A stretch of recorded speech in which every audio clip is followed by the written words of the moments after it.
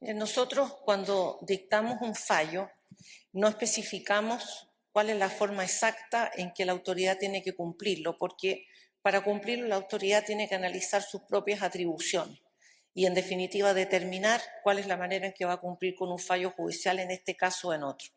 A veces el cumplimiento de un fallo judicial genera, ¿cierto?, la idea o la iniciativa de legislar en esa materia respecto de cierta parte o de todo lo que es el cumplimiento del fallo. Y ese punto de vista, la pertinencia o no, es algo que le compete directamente a los legisladores analizar. Qué tan necesaria es esa ley, qué tan pertinente es, qué tan útil es una valoración de ese proyecto de ley que no nos corresponde a nosotros. Ahora, respecto del cumplimiento mismo del fallo, el cumplimiento mismo de los fallos judiciales queda entregado en el juez de la instancia que conoció de ellos, que en este caso es la Corte de Apelaciones respectiva. Recordemos que estos son varios casos, así que hay diversas cortes de apelaciones que eventualmente pueden tocar este tema y podría analizarse en esa etapa de cumplimiento si esta ley en definitiva se aviene, ¿no es cierto?, con la totalidad de lo que nosotros hemos mandado en esa sentencia. Pero nosotros no vamos a hacer de oficio un análisis del proyecto de ley, ni tampoco vamos a hacer estimaciones en esta materia, sino que corresponde hacerla en etapa de cumplimiento a quienes son partes. ¿Y qué pasa si es que eventualmente llega a fines de mayo y no se cumple con el Tendrá fallo? que hacerse valer por parte de quienes son beneficiados con ese fallo. Ministra, muy buenos días. Francisco Valenzuela por acá de Tele13. Interrumpo el curso que está regulado de las preguntas para acotar algo respecto a la consulta de mi colega. En caso de que el proyecto o esta ley corta que se está planteando eventualmente se llegara a una suerte de consenso político que plantea una fecha distinta de cumplimiento al que establece el fallo que se ha evacuado, ¿es algo que pudiera elevarse, consultarse, discutirse o se estaría cayendo derechamente en desacato? A ver, siempre se puede consultar porque, como ustedes entenderán, ¿no es cierto?, este fallo nuestro es un fallo que tiene una serie de aristas que unas son más simples que otras, ¿no? Hay una arista que tiene una complejidad que es determinar exactamente, ¿no es cierto?, cuáles planes y en qué circunstancias hubo, ¿no es cierto?, podríamos decir, un cobro en demasía en relación con factores que ya no se podían aplicar. Eso es un tema fino, ¿no? Hay otros temas que son más simples, de tal manera que siempre quien debe cumplir un fallo puede perfectamente pedir una prórroga del plazo o pedir aclaraciones. Ya hubo una que nosotros respondimos inmediatamente, así que eso es una atribución que tiene la parte, en este caso la parte que debe cumplir con el fallo para hacer las consultas o solicitudes que sea del caso. A nosotros no nos ha llegado ninguna solicitud en ese sentido, solamente la aclaración que meses atrás nosotros absolvimos inmediatamente. Muy buenos días, ministra. También quiero seguir con el fallo sobre las ISAPRES. El gobierno ha dicho que efectivamente algunas ISAPRES podrían quebrar por el efecto de fallo, es decir, la responsabilidad estaría en la sentencia y no en la ejecución de la misma.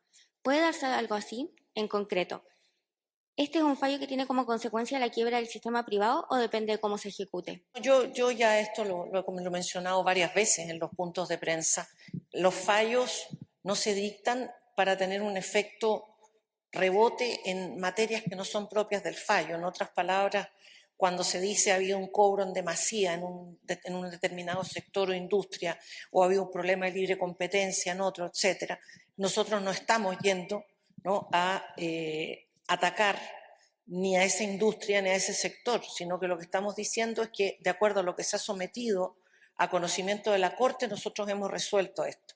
Los efectos sobre la mantención o la perdurabilidad en el tiempo de esa industria tiene que ver directamente con las provisiones que esa misma industria haga y con el manejo que esa industria haga. Así que, de ese punto de vista, nosotros ni buscamos directa ni indirectamente ningún efecto más que lo que hemos ordenado, porque los fallos tienen que ver con lo que se ordena específicamente y con la materia que está sometida a conocimiento nuestro, no con los desarrollos o con las sobrevivencias o con las políticas públicas sobre salud privada o salud pública, de tal manera que el fallo no ha tenido ese fin.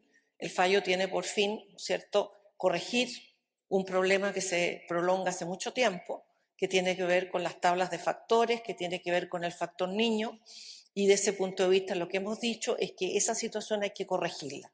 Los otros impactos financieros, económicos o incluso el diseño de políticas públicas o del diseño legislativo sobre el tema de la salud privada o pública no es competencia de los tribunales y nosotros en ese sentido no tenemos ninguna intervención.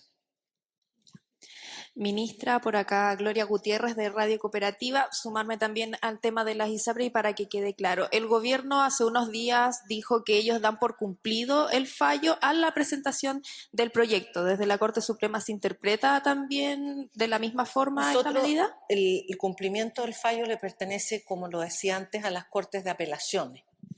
De tal manera que las Cortes de Apelaciones, según el mérito y según eventuales presentaciones que hagan los interesados, tendrá que determinar, en definitiva, si este es el modo en que se está cumpliendo el fallo. Nosotros, se produce ya, ¿no es cierto?, se ha completado la función de la Corte Suprema.